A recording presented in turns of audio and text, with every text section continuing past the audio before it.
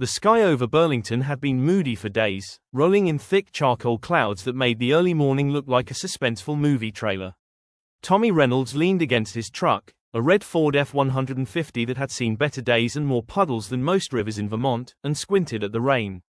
It wasn't just rain, it was a full-on, small-town apocalypse, complete with gusts that turned umbrellas inside out faster than you could say, coffee shop latte. Tommy's neighborhood consisted of narrow streets lined with clapboard houses painted in shades of sage, cream, and sky blue, their porches littered with wicker chairs and flower boxes that had bravely survived the tempest.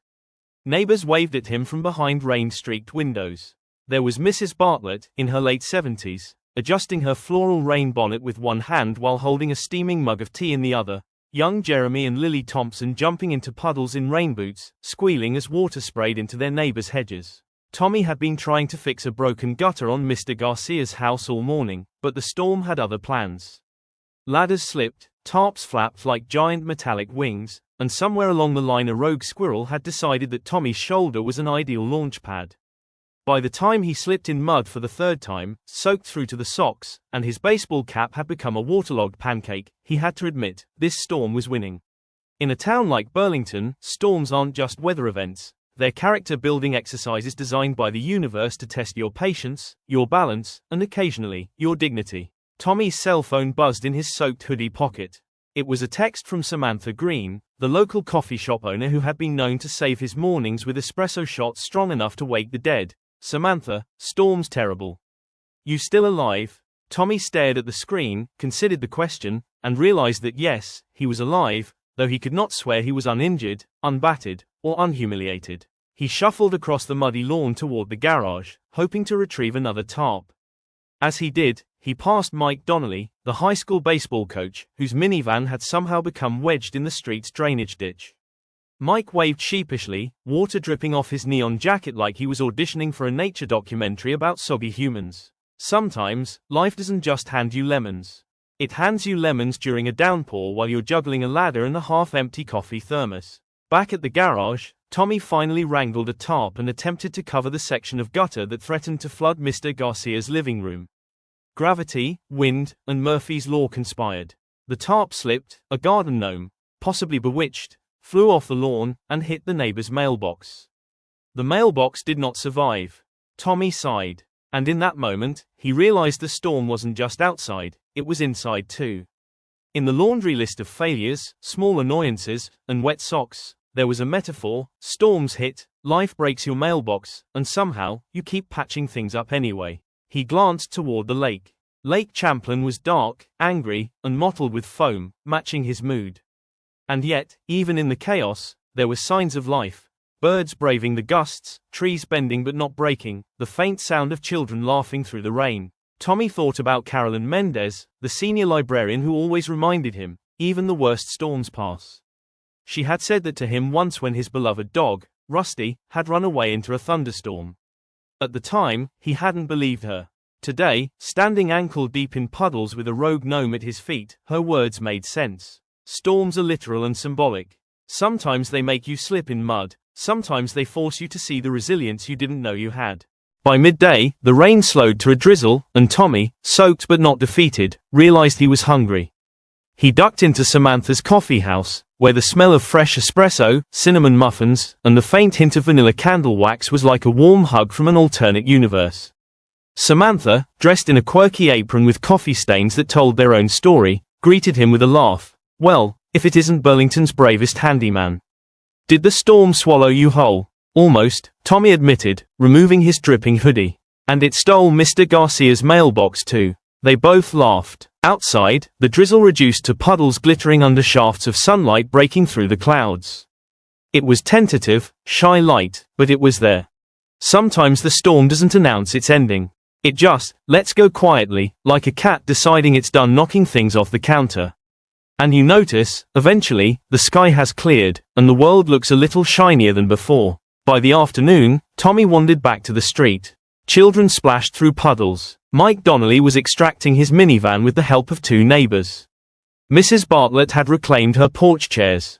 The gnome, somehow, was upright again. And Tommy, muddy but smiling, realized that he had survived the storm, literally, and maybe metaphorically too. Storms end. Mailboxes get fixed. You get soaked. You spill coffee. You laugh. You keep walking. And if you're lucky, you notice the first hints of the clear sky. By the next morning, Burlington seemed almost apologetic for the chaos of the previous days. Sunlight streamed through the streets, bouncing off puddles that had survived the storm like tiny mirrors reflecting a world that had been scrubbed clean.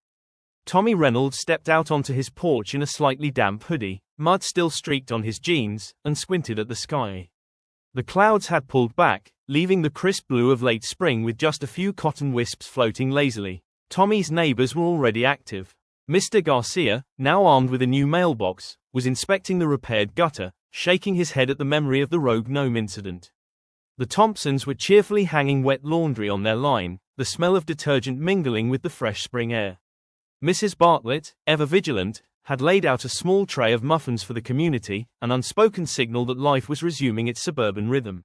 Storms end. That's the simple truth. But in small towns like Burlington, endings are rarely quiet. They're noisy, neighborly, full of minor catastrophes and subtle victories. And sometimes, they make you laugh harder than you thought possible. Tommy, still carrying his thermos of lukewarm coffee from yesterday's heroic escape, walked toward the Thompsons' yard, slipping once but catching himself on a conveniently placed fence post. His eyes followed a young robin flitting through the now glistening leaves, wings catching the sunlight like sparks of optimism. And in that moment, Tommy realized, storms leave more than puddles.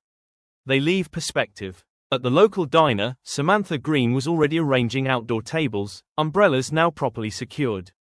Tommy slid into a booth, mud-splattered sneakers drawing a few amused glances from patrons. He ordered a double espresso and a blueberry muffin.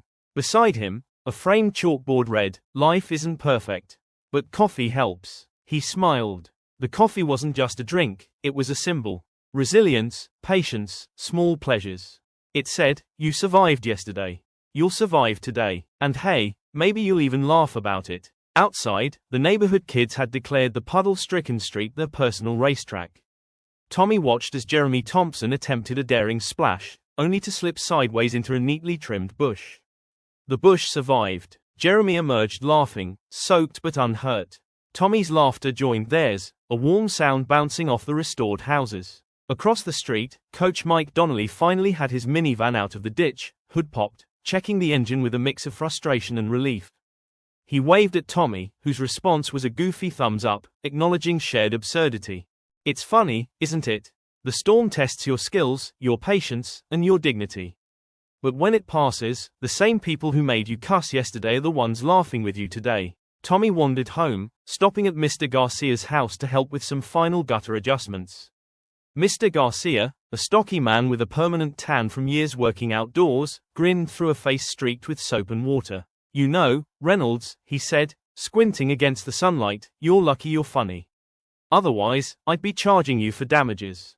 Tommy laughed, thinking about the gnome, the mailbox, and the muddy fiasco that had become legend overnight. Life, like storms, is part chaos, part comedy. And sometimes the lessons come with slapstick timing. By afternoon, Tommy decided to tackle his own yard, which had become a small swamp. He donned his rain boots, grabbed a rake, and started clearing debris.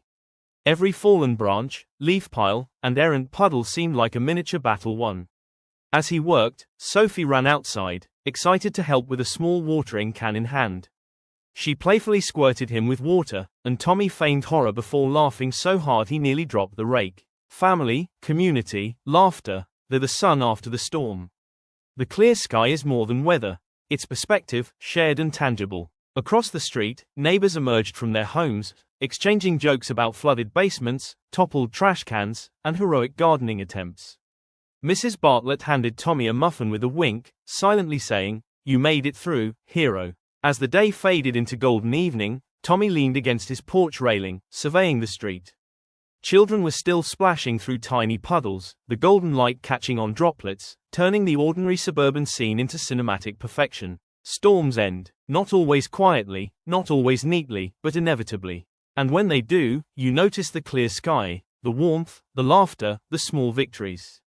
And maybe, just maybe, you're a little stronger, a little wiser, and definitely a lot muddier than you thought you'd be. Tommy lifted his mug in a silent toast to the neighborhood, to laughter, to surviving, to small moments of grace. Somewhere, The robin circled, its wings glinting in the sun.